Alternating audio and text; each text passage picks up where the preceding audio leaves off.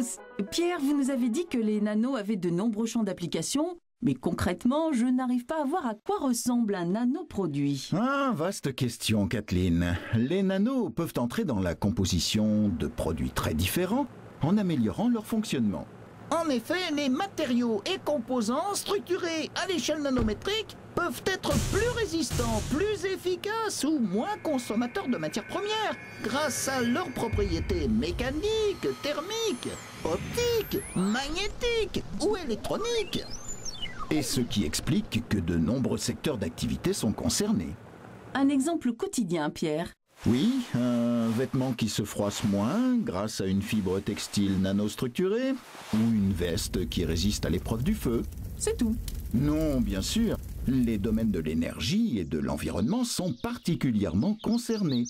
Pour le photovoltaïque, par exemple, je suis capable de capter la lumière naturelle du soleil et de la transformer en énergie de manière très efficace.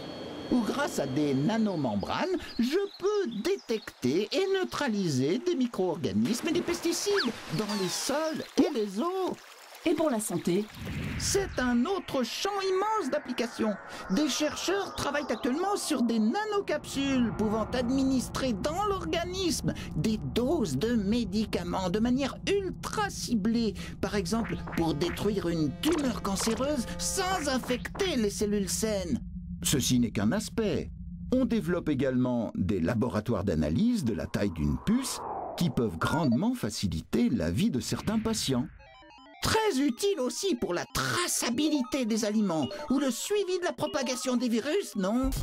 Très bien. Nous avons fait le tour? Non, il y a des centaines d'autres exemples pour l'habitat, le transport, les technologies de l'information, les activités domestiques. Tout cela en utilisant la quantité de matière strictement nécessaire. Préserver et économiser les ressources du globe est une des voies pour contribuer au développement durable. Effectivement. Mais comment s'assurer que tout cela est développé de manière responsable? Kathleen, c'est l'essentiel. Et pour s'en assurer, il faut veiller à respecter 3 conditions. Bien. Innover de façon responsable, c'est tout d'abord prendre des précautions. C'est-à-dire garantir la sécurité et la protection de l'environnement tout au long du cycle de vie des produits nano dans tous les cas. Un travail scientifique doit être mené pour détecter les nanoparticules, protéger les salariés et les consommateurs et recycler les produits nano.